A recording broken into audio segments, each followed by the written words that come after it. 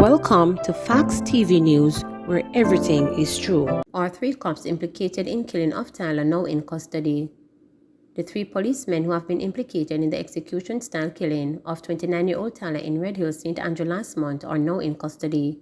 The third cop, who was being sought, returned to the island from the United States on Monday. The other two policemen were pointed out on an identification parade on Saturday. A file is being prepared for submission to the Director of Public Prosecutions for a ruling. The first two cops, who are attached to the St. Andrew North Police Division, were arrested shortly after the death of Philip Wallace, a resident of Green Glide Close in Red Hills. On July 16, Mr. Wallace was shot while outside a bar in his community. Production workers at Carib Cement signed new wage agreement. After several months of negotiations, product workers at the Caribbean Cement Company have signed a new collective agreement of wages and fringe benefits. The agreement covers the period ending June 2024 and was signed after protracted negotiations, which saw the Minister of Labour intervening to avert industrial unrest. The workers are represented by the Union of Clerical Administrative and Supervisory Employees UK's. UK's President Vincent Morrison told reporters that while he believes the company could have been a bit more generous, the resolution to the negotiations is welcome. We believe it's a fairly good agreement in the context of what has been happening. We still believe that the company could have been a bit more generous in terms of actual increases to the workers. You know, the cost of living is anywhere between 10, 12 or 13% based on certain figures. But, you know, the Carib Cement workers, due to negotiations over the years, have some sound benefits included a profit sharing scheme, production incentive, etc. So, all told, the collective labor agreement between UK's and the management is quite a good agreement. It took a little long because the company was a bit, but I should say, difficult. And that is why we ended up at the ministry. The minister intervened, and we are thankful to him for his intervention because certainly we're on the verge of taking industrial actions. Wages, we got 6% in the first year. We got 6% for that year, followed by an additional 8% and a further 7.5% that will start July 1st, 2021 to expire on June 30th, 2023. And when you add that to the 18% that we got a year ago, we are just touching on the 40% increase for the workers over a 2-3 year period, which we don't think is bad. The company has been doing very well, and we think that where companies have the ability to pay, they should pay. Exotic animals are hit at Dembe. A mobile petting zoo was a big hit with patrons at the Dembe Agricultural, Industrial and Food Show. While only the brave pet the snake and iguana, many enjoyed photo ops with the colorful bird, fluffy rabbits, and other animals that look a lot less daunting.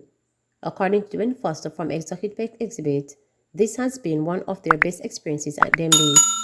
Persons have said that this has been one of the most exciting tents they have been to, and this claim was evident by the crowd that gathered around the tent as persons looked on and others took chances taking photos with the animals. We have always been at the Dembe show but never took too many animals. This year we teamed up with 4-H and so we are sharing their space, he said.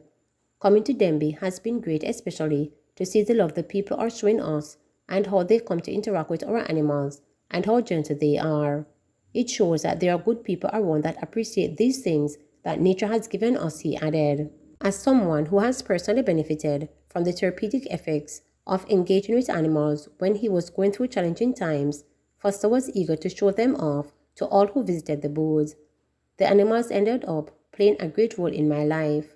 Looking after them helped me to get over stress, anger, help with self-control and trauma. Me tell people, to understand and appreciate an animal, you can appreciate any human being. Remember, animals have the choice of leaving once you let them go, but they always come back, while human beings in your circle have knowledge and understanding and they use you. So it's a joy for me to have these animals, he said. A patron at the show who gave his name as Owen visited the petting zoo with his 11-year-old daughter was clearly impressed. It's a good look. My daughter wanted to see what was happening, so we came over here. She only pet one of the dogs, but won't pet the other animals, as she is a little afraid, he said. Foster knows how important it is for children to learn to appreciate animals at an early age, like he did. I was brought up with a lot of animals, but my grandmother had a lot of macaws, and I had a friend, Gavin Hills, who had a variety of doves. A bond developed between us, and then we decided to go big and exotic. Then the team started to grow more and more, so we bought more animals and brought them into Jamaica, he said, of his journey to launching Exotic Pets exhibit.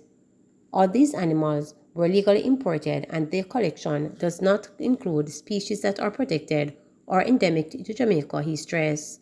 We focus on a wide range of pets such as macaws, yellow-naveled Amazon, lovebirds, buggies and quails, and several types of present dog, rabbits, hamsters, snakes, among others, said Foster. Outside of Denby, the flexibility of a mobile petting zoo allowed the team to do photo shoots, birthday parties, and other activities and events that have the capacity to accommodate pets. We use them for rehabilitation purposes, so if you're a pet lover, you can come and spend time with our animals. We also go to schools in rural areas that cannot afford to come to the zoo in Kingston or Portmore. We bring the animals to them and make them have a blast for the day, said Foster. Jubilation. The return of Emancipation Day Float Parade on Monday generated excitement and jubilation in Halfway Tree, St. Andrew, attracting hundreds of people, some from as far as Westmoreland, who were adamant that they had to be in the corporate era to witness the spectacular.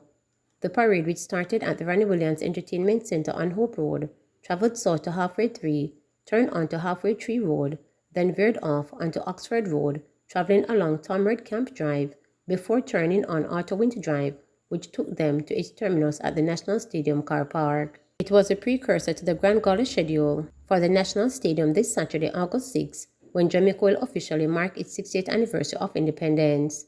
At Halfway Tree, people gathered in large numbers, waving miniatures Jamaica flags, jumping, cheering, and singing to music, jumping from various floats depicting different aspects of Jamaican entertainment, culture, and heritage. One of the highlights of the morning was the release of doves by Prime Minister Andrew Holness, Opposition Leader Mark Golding, Archibald of Kingston Kenneth Richards, and other dignitaries as a symbol of peace, love, and unity. Susan Rose of Whitfield Town in St. Andrew, who had taken her granddaughter and two great-grandchildren to witness the parade, said that, like Jamaica, she will celebrate her 60th birthday this month. You see, like how me is 60 this month, the feeling is real. So me did have to go out for my grandchildren and great-grandchildren to carry them out. Me can't tell you how happy me feel for the 68 and trying to be more, Rose told reporters. Tivoli Gardens resident Dolores Williams said the occasion was very special as she was celebrating with some of her friends ahead of her 60th birthday on Saturday. If I live to see Saturday, I will be 60 like Jamaica, so I am very special. Today brings me back to festival time many years ago. Today brought together real people and real vibes, an excited Williams said.